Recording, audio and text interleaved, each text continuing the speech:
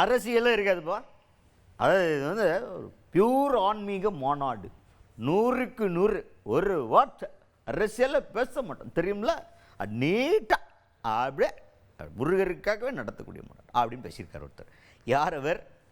என்ன முருகர் மாநாடுன்னு உங்களுக்கு தெரிஞ்சிருக்கா? யார் சம்மந்தப்பட்டதாக இருக்கு? தமிழ்நாடு பாஜக தலைவர் நயினார் நாகேந்திரன் அவர்கள் மாநாடு, முருகர் மாநாடு, அது வந்து அரசியலுக்காக பண்ணுறது அப்படின்ற மாதிரி பேசிக்கிட்டு இருக்காங்க. ரொம்ப வீக்காக இருக்கக்கூடிய கூட்டணியை சார்ந்தவங்கெல்லாம் இந்த மாநாடு மூலமாக தங்களை வந்து வலிமையாக காட்டிக்கிறதுக்காக ஒரு முயற்சி பண்ணுறாங்க அப்படின்ற ஒரு கருத்தை வந்து கனிமொழி அவர்கள், திமுக எம்பி கனிமொழி அவர்கள் முன் வச்சிருக்கிறதா ஒரு கேள்வியை கேட்குறாங்க செய்தியாளர்கள். அதுக்கு நயினார் நாகேந்திரன் அவர்கள் என்ன சொல்கிறாருன்னா, எப்போ பார்த்தாலும் எங்களையே கேட்டுக்கிட்டு இருக்கீங்க, நீங்கள் அந்த பக்கம் கேள்வியாக கேட்க மாட்டேங்கிறீங்கப்பா அப்படின்னு நம்மக்கிட்ட கொச்சிக்கிட்டார். நம்ம என்ன பண்ணுறது? அவங்க தான் பவர்ஃபுல்லாக டமால் அட்டாக் இங்கே போயிட்டுக்கிட்டு இருக்காங்க. இங்கே வந்து பேசும்போது இவர் என்ன சொல்கிறாருன்னா, இப்போ எங்களை பற்றி பேசிக்கிட்டே இருக்காங்க திமுக தரப்பில் அப்படின்னா அப்போ காரணம் என்ன? நாங்கள் ஸ்ட்ராங்காக இருக்கோம், எங்களுடைய ஸ்ட்ரென்த்தை பார்த்து அவங்க பயப்படுறாங்கன்னு அர்த்தம் தம்பி. அந்த லாஜிக்கே புரியாமல் எங்களையே வந்து கேள்வி கேட்டுக்கிட்டே இருக்கீங்க. நானும் பதவி வகிச்சதுலேருந்து இப்போ தலைவர் பதவிக்கு வந்ததுலேருந்து பார்க்குறேன் 60 நாளா என்னையவே கேள்வி கேட்குறீங்க. அந்த பக்கம் ஏதாவது கேள்வி கேட்குறீங்களா? நீங்கள் போய் கேட்கலாம்ல. 2006 வந்து நீங்கள் பயங்கரமான ஒரு மைனாரிட்டி ஆட்சி அமைச்சிங்களே, அதே மாதிரி ஒரு ஆட்சி அமைய போதா? இந்த கூட்டணியில் இருக்கவங்களுக்கு எத்தனை சீட்டு கொடுக்க போகிறீங்கன்னு அவங்களுக்கு போய் கிண்டி கிளங்கி இருக்கிற மாதிரி கேள்வி கேட்க மாட்டேங்கிறியா? என்னையை பார்த்தா மட்டும் சிரிச்சுக்கிட்டு சாப்பிட்டா இருக்கேன்னு என்னையவே கேட்டுக்கிட்டு இருக்கேன் நீ அப்படின்ற மாதிரி நம்மக்கிட்ட கோவப்படுறேன். What to do sir? உங்களை தான் சார் பாயிண்ட் அவுட் பண்ணி பேசுகிறாங்க. அதுக்கேற்ற மாதிரி உங்கள்கிட்ட கன்ஃபியூஷன் இருக்கா இல்லையா சார்? இருக்கிறதுனால தானே சார் நம்ம ஆளுங்க வந்து கேட்குறாங்க. இல்லைன்னா சும்மா கேட்போமா? நெருப்பு இல்லாமல் புகையாதில்ல, புகை வருது, அப்போ நெருப்பு என்ன அப்படின்னு கேட்கணுமா இல்லையா? அதுக்காக கேட்குறது தான். ரிலாக்ஸாக பதில் சொல்லுங்க, சிரிச்ச முகமாக இருப்பீங்க. இந்த மாதிரி கேள்வி கேட்டப்பட்டு டென்ஷன் ஆகிடுறீங்க சார். நான் அதை அப்படி மாற்றி சொல்கிறேன். நாங்கள் வலிமையோடு இருக்கிறோம்னு தெரிஞ்சுக்கிட்டு தான் ஏற்கனவே என்னென்னா திமுக இப்போ வந்து இந்த கூட்டணி மோசம், இந்த கூட்டணி சரியில்லை, இது துரோக கூட்டணி, இது வலிமையாக இருக்குதா இல்லையாங்கிறது நாங்கள் வலிமையாக இருக்கிறதுனால தானே அவங்க வந்து எங்களை பேசிக்கிட்டே இருக்கிறாங்க. ஊடகங்களே நீங்கள் என்ன கேட்குறீங்கன்னா, ஊடகங்கள் எல்லாம் நீங்கள் என்ன பண்ணுறீங்க, எங்களை பார்த்தா கேட்டுகிட்டே இருக்கிறீங்க.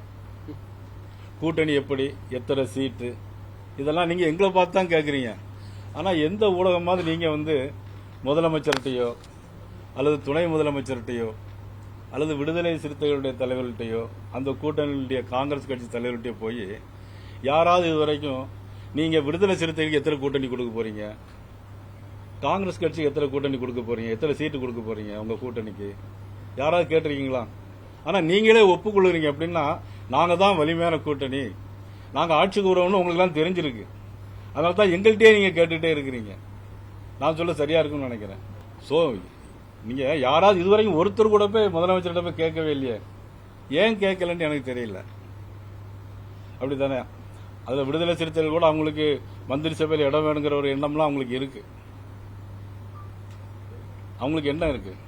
காங்கிரஸ் கட்சியிலே நம்மெல்லாம் இவ்வளவு நம்மளால தானே இவங்க திமுக வர்றாங்க அப்படிங்கிற எண்ணம் அவங்களுக்கும் இருக்கு. நீங்கள் யாராவது இப்போ இனிமேலாவது போய் கேளுங்க. உங்கள் கூட்டணியில் நீங்கள் ஏற்கனவே ஸ்ட்ராங்காக இருக்கீங்கன்னு நினச்சிட்டு இருக்கீங்க.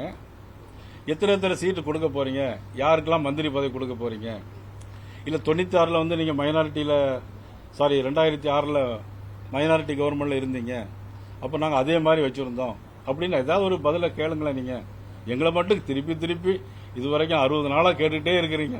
த நெக்ஸ்ட் டே முருகர் மாநாடு.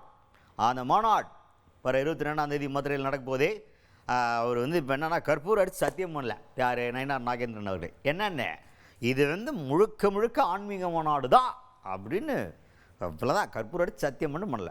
100% மேடையில் அரசியலே பேச மாட்டோம், நாங்களே இருக்க மாட்டோம் மேடையில். வேறு ஸ்டேட்டில் இருந்தெல்லாம் தலைவர்கள் வர்றாங்க, அந்த தலைவர்கள் தான் இருப்பாங்க, முக்கியமான தலைவர்கள்லாம் இருப்பாங்க. அவங்களும் நம்ம கூட சேர்ந்து விரதம் இருக்க போகிறாங்க. விரதம் இருந்து ரொம்ப ஆன்மீக ரீதியான ஒரு பயங்கரமான மாநாடாக இருக்க போகிறது அப்படின்னு என்னென்னமோ பயங்கரமான கன்வின்சிங்க்கு போயிருக்காரு நம்ம நயினார் நாகேந்திரன் அவர்கள். சரி, அப்புறம் என்ன சொல்கிறாருன்னா, எந்த கட்சியை சேர்ந்தவங்க வேணாலும் அந்த மாநாட்டுக்கு வரலாம், முருக பக்தராக இருந்தால் போதும். உங்களுக்கு பேசிக் க்ரைட்டீரியாவே முருகப்பெருமானை நீங்கள் வணங்குவோராக இருந்தால் டபக்குன்னு வந்துடலாம். நீங்கள் வாங்க ஜாலியாக வந்து நீங்கள் பாட்டுக்கு பார்ட்டிசிபேட் பண்ணிட்டு ஓம் முருகா அரோகரா அப்படின்னு சொல்லிட்டு போயிடலாம் அப்படின்னு கூப்பிட்றாரு. யாருக்கெல்லாம் போகணுன்னு விருப்பம் இருக்கோ, இல்லை மாநாடுன்னு நடத்துனாங்களே எப்படி இருக்குன்னு பார்க்கணுன்னு நினச்சாலும் தயவு செஞ்சு பி கேர்ஃபுல். ஏன்னா க்ரௌடு அப்படிங்கிறதுனால க்ரௌடு நம்ம ஊரில் கொஞ்சம் பிரச்சனை.